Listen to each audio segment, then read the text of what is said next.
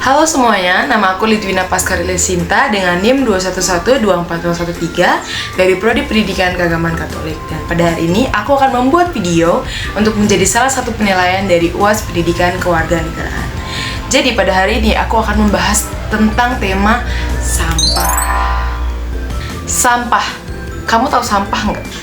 Ya, sampah itu adalah tumpukan kotoran dari berbagai macam bentuk, dari yang organik, lalu ada yang non-organik, yang menimbulkan banyak kerugian bagi kita. Nah, kamu pernah nggak lihat berita ini? Ya, ini adalah tempat kita, tempat bersama yang sudah tercemar oleh sampah yang menumpuk. Nah, emang berapa sih sampah yang menumpuk, khususnya di TPA Kota Baru yang tadi aku tunjukkan beritanya gitu ya. Nah, dari pantauan Detik Jogja, di lokasi siang ini sampah menggunung hingga sekitar 2-3 meter.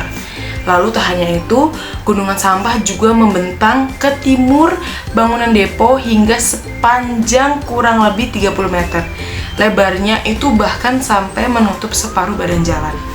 Sampah-sampah yang ada itu didominasi oleh bungkusan-bungkusan plastik kresek berbagai ukuran.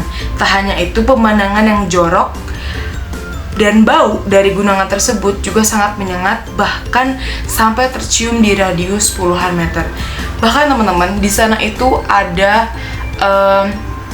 belatung kecil itu sudah sangat menutupi jalan yang ada di situ. Jadi ketika ada yang ingin lewat itu sangat menyengat sekali baunya. Dan teman-teman harus tahu kalau di sekitar situ itu ada yang berjualan gitu ya. Yang berjualan itu ada yang berjualan bunga, itu banyak di sebelahnya. Lalu juga ada yang berjualan makanan gitu, maupun angkringan. Oke, dilansir dari kompas.com, ini ada 2 orang ya yang mempunyai kios yang ada di sekitar tumpukan sampah yang ada di Kota Baru itu. Bapak ini bernama Pak Wahyu dan dia tuh berkomentar teman-teman bahwa airnya bau sekali dari sampah warna hitam. Walaupun diguyur dan dikasih sabun, baunya tidak hilang gitu. Nah, setelah itu dia juga berpendapat nih bahwa waktu kan sempat nih ada ulang tahun Kota Jogja gitu kan. Nah, sebenarnya saat itu udah mulai diangkut gitu ya teman-teman, tapi ternyata muncul lagi, adanya penumpukan lagi dan sudah 4 bulan menggunung seperti itu. Setelah itu juga ada komentar dari mahasiswa dan mahasiswi yang ada di sekitar kampus itu. Kebetulan itu ada dekat kampus saya teman-teman. Dan ya mereka semua berkomentar gitu ya, bahkan udah sampai memprotes juga kenapa sampah itu tuh nggak kelar-kelar gitu permasalahannya gitu. Berkomentar bahwa setiap kali lewat itu sangat bau, lalu juga dekat dengan tempat tidur frater SY gitu. Begitu juga dekat dengan Wisma Putra yang ada di kampus itu, dan mereka berkomentar bahwa bener-bener baunya itu sangat menyengat sekali gitu. Nah, dengan banyaknya artikel-artikel yang tidak bisa saya sebutkan gitu ya, ini saya hanya mengambil 2 aja dari Detik dan Kompas. Banyak sekali komentar-komentar yang menuntut untuk segera membereskan permasalahan tentang sampah ini. Jadi sebenarnya apa sih yang bisa kita lakukan gitu ya untuk membuat sampah-sampah yang ada di Kota Baru ini khususnya ya itu bisa hilang gitu ya, dan bisa untuk dibereskan, dibersihkan supaya rapi kembali gitu ya.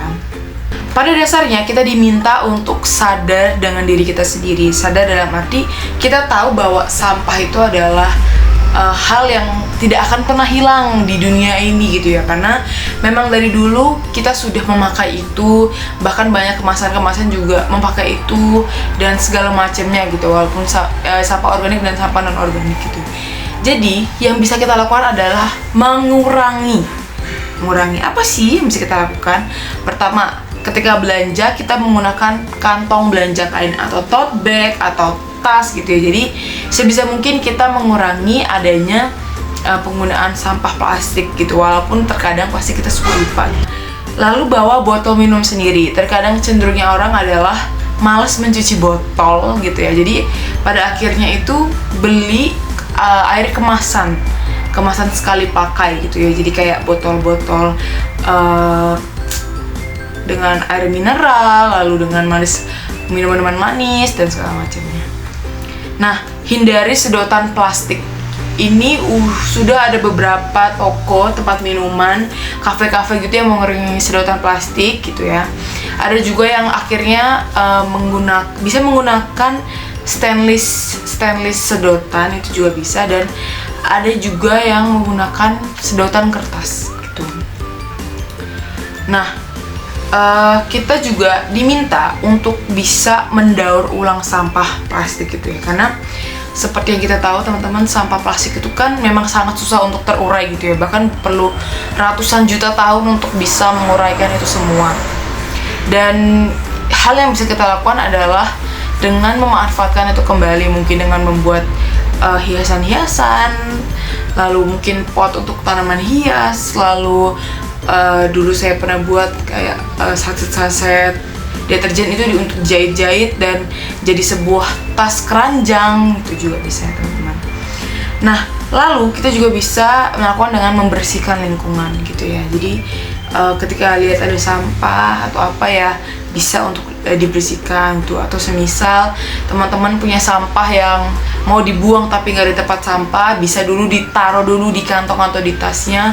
Nanti ketika melihat tong sampah baru dibuang gitu. Nah, pokoknya kita itu diminta untuk sebisa mungkin anti plastik sebenarnya, walaupun susah ya. Karena pada dasarnya kita harus mempunyai prinsip. Prinsipnya adalah 3R, yaitu reuse, reduce, dan recycle. Nah, apa sih yang dilakukan pemerintah untuk menghempaskan masalah-masalah sampah gitu ya? Dari yang saya baca, itu pemerintah sudah mengusahakan kedepannya akan mengusahakan adanya program Indonesia Bebas Sampah 2025. Nah, pemerintah menetapkan target 100% sampah terkelola dengan baik dan benar pada tahun 2025. Ini adalah target yang ingin dicapai untuk bisa mengurangi sampah sebesar 30% dan penanganan sampah sebesar 70%. Lalu adanya pengurangan penggunaan kantong plastik sekali pakai, lalu dukungan pengembangan industri daur plastik sampah, program edukasi dan kesadaran masyarakat, pembiayaan pengolahan sampah, kompensasi kepada masyarakat, membangun bank sampah, membangun rumah kompos, mempunyai veterinary landfill, dan yang terakhir adanya revitalisasi TPA. Nah teman-teman, itu adalah program-program kerja yang mungkin gitu ya sekarang sedang dilakukan oleh pemerintah dan akan dilakukan pemerintah untuk tahun depan, untuk tahun 2025. Semoga dengan adanya kesadaran diri juga dari kita sebagai pribadi, juga bantuan dari pemerintah, juga bantuan daripada komunitas atau segala macamnya, bisa membuat sampah-sampah gitu ya yang ada di sekitar kita, yang ada di khususnya di Kota Baru gitu ya, bisa untuk diangkut agar lingkungan juga bisa kembali dengan lingkungan yang bersih, nyaman, layak pakai. Juga orang yang berkunjung, turis-turis baik lokal maupun luar negeri gitu ya, bisa datang dan menikmati bahwa Jogja itu adalah kota yang bersih dari sampah gitu ya. Walaupun sebenarnya mungkin agak sulit ya teman-teman, tapi kita harus coba gitu ya. Balik lagi semua dengan kesadaran diri, dan kita harus bisa banyak-banyak memanfaatkan sampah itu untuk kembali kita lakukan kehidupan kita masing-masing. Oke, segitu aja teman-teman yang bisa aku berikan tentang sampah gitu ya. Mungkin belum terlalu mendalam, tapi semoga teman-teman bisa mengerti dengan apa yang aku jelaskan pada hari ini. Dan semoga apa yang dilakukan kita dan pemerintah bisa membuahkan hasil yang baik untuk kedepannya. Oke, begitu. Sekian dan terima kasih.